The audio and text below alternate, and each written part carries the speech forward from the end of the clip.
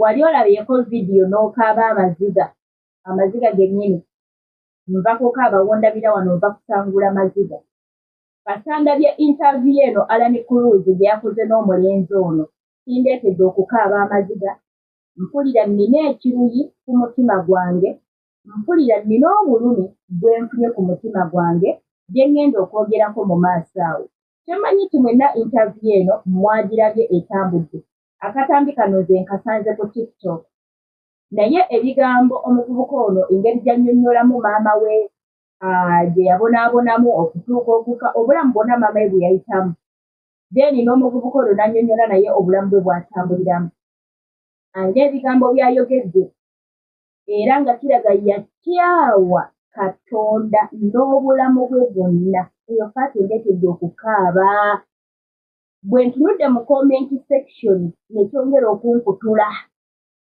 ng'abantu baakyawa Katonda buli muntu alina embeera gy'ayitamu embi nga obusungu yabuteeka ku Katonda naye ng'ekyokukola kyekibalemye okutegeera ŋŋenda kubaako ebigambo bye nkubuulira mukwano gwange naye kankuzannyireko ku maloboozi g'omulenzi ono katono manyi olunaku we ndisisinkana Katonda kikyagenda kunkolera kubanga nze muntu eyatuulako ekiro ssaawa mwenda ku buliri gye eri ogamba nti oli kuyomba ne Katonda naye nga nvuma muvume ku mbeera gye yali antuusizzaamu okitegeera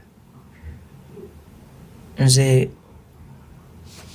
mu nsi muno eno ndabye ku Katonda ng'awala n'omuntu naye Katonda yampalana n'awalana maama Katonda yawalana maama n'empulira nengatako byenzige mu comment section ng'abaana bagamba oyo omusajja yatusobera abantu abalina agatima agabiriri be bali obulungi bannange comment zinkutudde ekiddetedde okukaaba amaziga kanti kubuulire ngenda kubaako ne bye nkugamba ekiddetedde okukaaba amaziga kwe kulaba nti abantu baakyawa Katonda gye tukoma okubeera mu mbeera embi gye tulina okukoma okudduka nga tweyongera okubeera mu maaso ga Katonda kyokka ate abantu abasinga gye bakomye okubeera obubi gye bakomye okudduka mu maaso ga Katonda Katonda agamba nti njagala abo abanjagala njagala abo abanjagala tolowooza nti bw'onodduka mu maaso ga Katonda nti ye agenda kukweguya ayongerako n'atugamba nti abo abanyiikira okunnoonya balindaba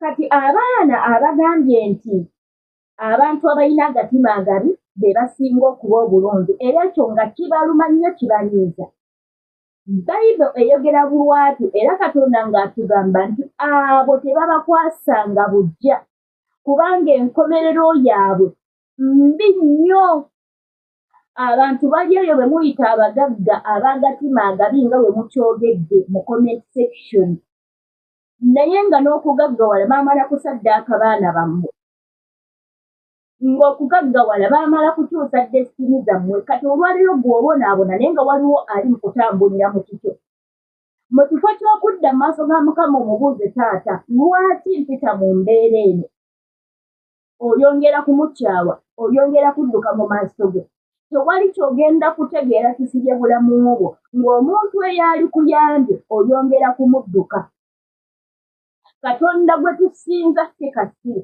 ayogera ndabye ku Katonda ng'ayogera ndabye ku Katonda ng'akola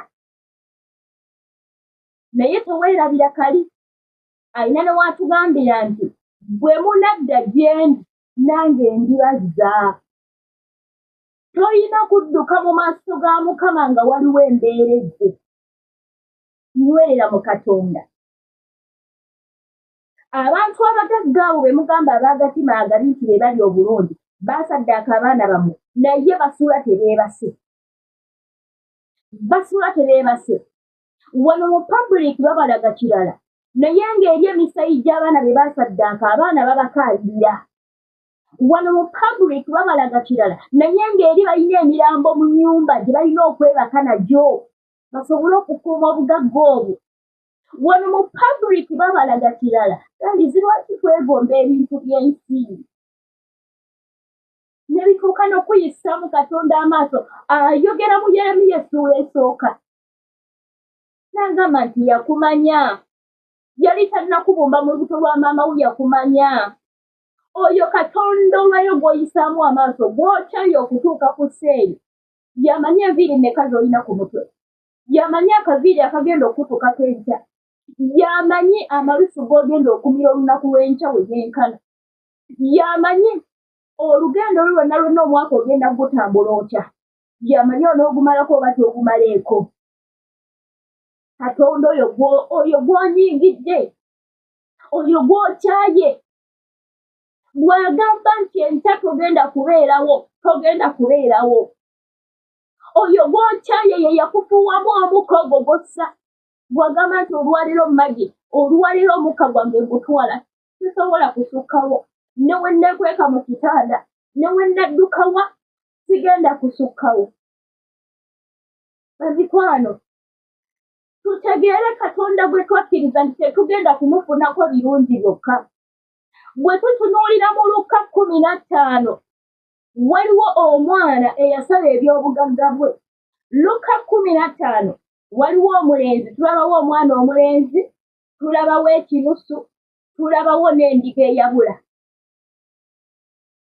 kati bisigenda kubyogerako kanjegere ku mulenzi yasala ebyobugagga bye byonna kitaawe n'abimuwa n'agenda n'ayonoona ebyobugagga bye byonna nga era bimuwa mu mpisa embi yakwana n'ayenda n'akolaki n'anywa omwenge zonna ebyobugagga nga era bimuwa ne biggwawo Katonda n'agenda aleeta enjala Katonda mu kuloota enjala eyo omwana omulenzi n'atuuka okuba nga talina kyakulya ne yeegomba ne wanywa otuzzi nga talabawo n'atuuka okwegomba okulya ku bikuta by'embizzi nga nakyo tekisoboka embeera n'emukuba mpaka bwe yajjukira n'agamba nti ninayo kitange kanzira eri kitange waakiri mbeera omu ku baddu be naye omwana ono bwe yaddayo kasita yeekuba mu mutima n'amanya alina kitaawe kaagende ekiba kibe waakiri afuuke omukozi nga yeeraba nga atakyasana okusinziira ku byali akoze bwe yaddayo kitaawe yamulengerera eri taata n'adduka n'amugwa mu kifuba n'agamba abakozi muleete engoye eza bafuta ennungi ne bamwambaza n'abagamba muleete engato mumwambaze n'abagamba musale ente eza ssava tulye tukole pate kati kino ekyawandiikibwa kitulaga nti embeera weerezze ne we tuba twayonoona mu maaso ga Mukama embeera bw'ejja n'ekunyiga oteekeddwa okujjukira nti oyina kitaawo Katonda ye kitaawo ddajjaali omutuusiza amaaso kubanga y'agenda okukuyamba yekka I'm telling you tewali asobola kulokola mu mukono gwa Mukama ate tewali mbeera yonna ejja nga waliwo agenda ogikolokolamu bwe kiba nga Katonda taliiwo nga si yagambye okuyamba tuteekeddwa okuba n'embeera bwe zitutuukako tudduke nga tudda gy'ali woba olina amakubo g'obadde otambulira mawe mugambe taata kituufu mbadde nkola kino naye nkomyewo agenda kusanyukira kubanga Bayibuli egamba nti omwonoonyi omu bwe yeenenya bamalayika bakola pate mu ggulu omwonoonyi omu bwe yeenenya asinga bano 99 abatuukirivu abateetaaga kwenenya era bamalayika bakukolera pate mu ggulu endiga eri emu bwe yabula omulunzi yaleka 99 n'agenda anoonya endiga eri era bwe yalabika nnyini waayo yakola pate n'asanyuka ekinusu bwe kyagwa omukazi nnyini waakyo yakwata ettabaza n'akinoonya kati gwe toli ndiga gwe toli kinusu tebalina okunoonya gw'ono omwana eyajjukire n'agamba ninayo kitange kanzireyo mu maaso ga Mukama kati ffe oluusi ensobi gye tukola ffe abaana b'abantu embeera bwe zitutomera twerabira n'ebiri byonna biri bye tubadde tukola ne tutandika onnenya Katonda ne tumunyigira. Maama wa mulenzi ono ayinza okuba nga teyayonoona, teyabba, teyaloga, naye jjukira nti bayinza okuba nga bamaama b'amaama be, bajjajja bajjajjaabe nga balina ebintu bye baakola naye nga bibadde tebinnaba kutandika kulondola kati nga byatandikira ku maama ono, nga maama talina teyakola, nga maama teyabba, nga maama teyaloga, nga maama talina teyeeraguza kyonna, naye nga bali ab'emabega bye baakola nga ne maama oba oliawo tannazaalibwa bambi maama yasasulidde ebyonoono byonna bibi. Kati wano kye tulina okukola oba omulenzi ono kye yali alina okukola kwe kudduka okudda maaso ga Mukama n'amubuuza, maama wange kiki ekimuviiriddeko okubeera mu mbeera bw'eti? Waliwo embeera ezitutomera nga Katonda atunoonya tudde gy'ali, yaleeta enjala ng'anoonya omuvubuka oli asobole okudda mu maaso ge. Ate njagala okubategeeza abatuukirivu babonaabona, n'abo abatali batuukirivu babonaabona, naye ekyenjawulo ekibeerawo omutuukirivu bw'abonaabona oba oliawo alina w'agwiridde n'agezaako ajjukira. Bwe tutunuulira omuvubuka eyali adduka okuva mu maaso ga Mukama ng'amutumye okugenda mu kibuga Nineeve abuulire enjiri alabule abantu ba Katonda, yali adduka, yali anyoye, yali Yona. Naye Yona yayagala okudduka mu maaso ga Katonda, yasibira mu kyennyanja ne kimumira, sijja kugendayo. Kati Yona singa mu kubeera mu kyennyanja ekyo teyajjukira bwe yagwiridde n'akaabira Mukama, kuba Yona yajjukira n'amanya nti yabadde adduka mu maaso ga Mukama era n'amanya nti Mukama yali mu kumubonereza yamunenya.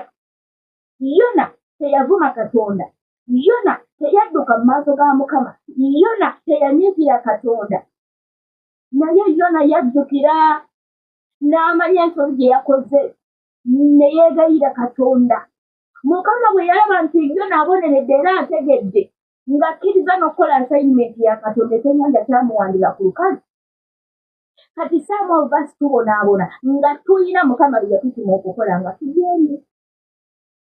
Netandika okutta Katonda ebibuuzo, netandika okumujeemera, netandika okumuvuma, tandika omuyisaamu amaaso, otandika otya okunenya Katonda eyakutonda, otandika otya okuvuma Katonda nga yalina obulamu bwo bwati mu ngalo ze. Twetaaga okutegeera Katonda yutuko tuzuukuke. Bw'ali wano agamba nti abantu abalina emitima emibi bo bali eyo beeyagala, nga Mukama yakugamba nti abo tebakukwasanga bujja kuba enkomerero yaabwe embi. Enkomerero yaabwe embi. Njagala odduke mu Luka 16. Gisome sijja kuwaliriza naye genda mu Luka 16 osome. Tulinawo omusajja Laazaalo n'omusajja eyali omugagga. Laazaalo ono yabonaabona nnyo ku nsi nti n'awumuka ebituli. Laazaalo yabakanga ku geeti ya mugagga nti n'empwa zajjanga ne zironda obukunkumuka. Omugagga ono yatuulanga ku mmeeza n'alya obukunkumuka obugwanyu embwa zibulonda nga Laazaalo abwegomba naye abulyeko. Naye kiki Mukama kyatugamba nti enkomerero yaabwe embi, bano abagagga beweegomba. Nti ekiseera kyatuuka ababiri bano ne bafa. Laazaalo bwe yafa malayika zajja ne zimusitula ne zimutwala, yatuukira mu kifo kya jjajjaffe Ibulayimu. Omugagga bwe yafa yaziikibwa, n'agenda n'atuuka eyo mukwano nga wookya wazibu, n'alengera Ibulayimu eri ne Laazaalo, n'ayagala oleete olugundo olugezigezi lwo olwa wano ku nsi. Agamba Ibulayimu, kitange sindika Laazaalo, simanya nnyika olulimi lwe mu mazzi nsobole okufunako eno. Bannange ng'alowooza nti olugezigezi lwabadde nalwo wano ku nsi. Ibulayimu jjajjaffe n'amugamba nti obadde ku nsi waweebwa buli kimu, buli kirungi, wasanyuka, wakola ki? Naye Laazaalo yaweebwanga bibi era abadde nga ku nsi ng'abonaabona. Ekyo Mukama kyatugamba nti tebakukwasanga bujja, kuba n'enkomerero yaabwe mbi. Laazaalo yagenda mu kifo ky'okwesiima, omugagga n'agenda mu muliro, jjajjaffe Ibulayimu n'amugamba nti neeyo gye muli waliwo olukonko. Waliwo olukonko oluwanvu lwe batayinza na kusala, ogamba nti bakole olugezigezi basaliikirize badde ku sayidi ey'obwakatonda mu kifo eky'okwesiima. Kati bambi tebakukwasa bujja, tonyigira Katonda. Omuvubuka ono bambi simanyi ayinza obutalazigyemu, naye talina kunyigira Katonda. Olwaleero kyekyayogedde n'agamba nti simanyi oba Mukama bw'andabako agenda kungamba nti ekyo kikumala okwekuba mu mutima n'ogwa ku maviivi ga Mukama n'omugaa taata. Kituufu maama yabonaabona, kituufu maama n'agenda, kituufu nange mbadde njogera bino, kituufu nange mbadde nakunyigira, naye nkomyewo nsaasira. Tuwetaaga kudda buzzi maaso ga Mukama kwenenya, ogenda kulaba nga Mukama atandika okuba ng'akola ku bulamu bwo. Omuvubuka ono bw'atadde mu maaso ga Mukama, ayinza okuba nga Yesu maama yayita mu mbeera, naye ng'ekyali kirondoola maama n'ono kigenda kutandika omulondoola. Bwe kiba nga byali byakolebwa mabega nga maama really yali talina kyamanyi kye yakola. Kozi waliyo abantu nga talina kye yakola. Ng'olusi Mukama yakutaddeko embeera osobole okumutegeera. Bwe tutunuulira Yobu, what happened? Yobu yali ayagala Katonda nga muweereza wa Mukama. Naye ebyatuuka ku Yobu n'aluzinga each and everything. Nga Mukama ayagala kulaba Yobu, okukkiriza kwe kuli kutya. Abaana ne bafa, Yobu teyavuma Katonda. Olwaleero oli wano osula busuzi nga tolidde n'ovuma Katonda. Waliwo embeera ejjawo katono n'osabira omwezi gumu n'etavaawo n'ovuma Katonda.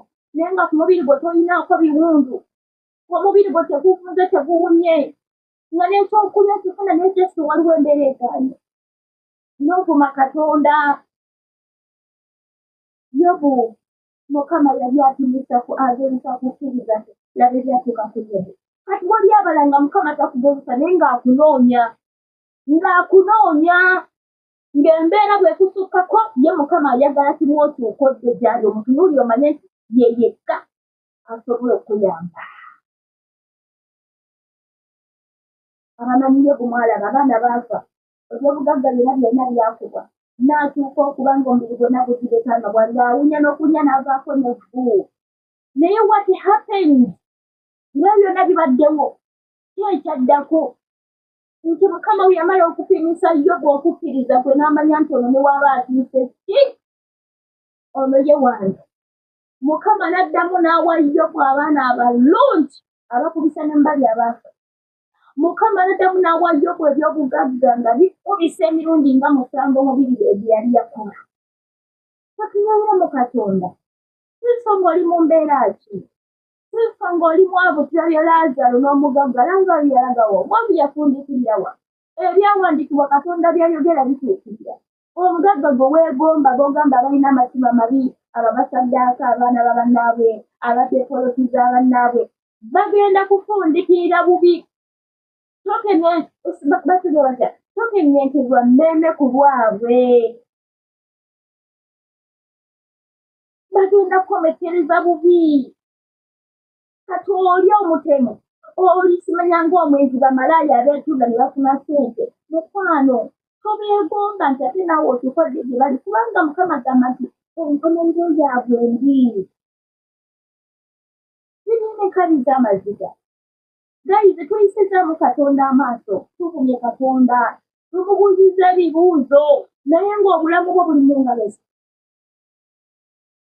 Ate Katonda waba yakuvunana nga yakulinako ensonga, tewali asobola kukutaasa. Sitaani bw'aba akulinako ensonga, Mukama asobola okukutaasa bw'odda gy'ali. Naye nkubuulira kino, Mukama nga yakulinako ensonga, tewali asobola kukutaasa. Eri Mukama tuleeterawo ovuma Katonda. Buli muntu alina obusungu ku Katonda amanya ki ky'olina kukola. Waliwo ekigenda mu maaso, tottanga, tobbangako, tolina gwe wali olozeeko, tofuuyiranga muntu ku nnimi, tolina gwe wali oyagalizaako bubi. Buuza Mukama taata, kiki ekigenda mu maaso, waawe nasobya. Era oba tewasobya ajja kulaga, naye agenda kuwa directions biki by'olina okukola. lutya bw'olina okutambula. Bannange mbeegayiridde. Bw'oba olina obusungu kwa Katonda, kibi okola kitya? Nkwegayiridde. Osobola okukyawa omuntu ow'ensi n'otakyawa Katonda. Kubanga oyinza okukyawa omuntu ow'ensi n'oyagala Katonda, Mukama asobola ate okukuyamba n'akuwa omutima ogugenda okusonyiwa omuntu ono ow'ensi, kubanga tayagala ogende mutereevu. Tayagala omwagala, omusinza, omuweereza, otambule mu butuukirivu n'obutuukirivu ate omalire mu ki? Omalirize bubi. Ajja kuyamba kuwa omutima ogunaasonyiwa ono. Naye bw'oba okyawa Katonda, bw'oba olina obusungu ku Katonda, ebibyo biri. Mbeegayiridde tutuuke twagale Katonda no matter what. Ebizibu tebigenda gaana kujja. Nkulaze Yobu. Tulina jjajjaffe Ibulayimu mwennyini. Yamuwa omwana ku myaka emeka, naye Ibulayimu teyavuma ku Katonda nti nina nkuweereza. Era bwe yawulira kimutusseeko yamugamba taata. Naye onompaatyo n'osasula ki nga nkuweereza nga sirina mwana? Nga tayombye Katonda. Naye Mukama yamuwa omwana. Tulina yali Penina ne Kaana. Penina ne Kaana. Bombi ani yaliino? Ndoza yali Kaana. Kaana nga tazaalanga mugumba. Nga Penina alina abaana. Ng'alangira Kaana buli lunaku. Ng'amukwasa obujja agezaako okuba nti munna ng'amuleetako embeera. Naye Kaana yagwa mu maaso ga Mukama. Buli Penina lwe yamuyiikirizanga teyavuma Katonda nti yegwe Mukama kaakati nze kaakati sirina mwana. Teyanyigira Katonda, wabula yayongerako ennyikiza mu Katonda. N'ayongeranga okusaba Katonda nga taata nzijukira. Taata nnyamba labayo. Penina byankola nange nnyamba onsanyusa ompe ku zadde. Baamuwa omwana ng'akubisa mu bapenina. Kati ffe oluusi embeera embi bw'ejja twongera kudduka mu maaso ga Mukama. Embeera embi bw'ejja twongera kufuna bukyayi ku Katonda ate nga yagenda otuyamba, nga yagenda otutaasa. Bwe tutunuulira abantu bonna abali mu Bayibuli baseeko mu mbeera embi. Tunula Yusufu yamaliriza atya? Naye yatandika atya? Yaggweera wa? Bayibuli eno eriwo okutulaga biki bisinga okutambuliramu. Mu buli mbeera tusigale mu kukkiriza. Mu buli mbeera tusigale nga twesiga Katonda kuba asigala Mukama. Kkiriza gaana asigala Katonda. Naye abamutuuka mu mbeera n'otandika okusaba nga bw'oyombesanga Mukama tajja kujiwulira. Tutuuka mu mbeera n'otabukanga n'okusaba butaaga n'otandika kunyiiga bunyiiga. Mukama tajja kuyamba. Naye sigala ng'oli muteefu, sigala nga embeera yonna yonna bwenyikire mu Katonda.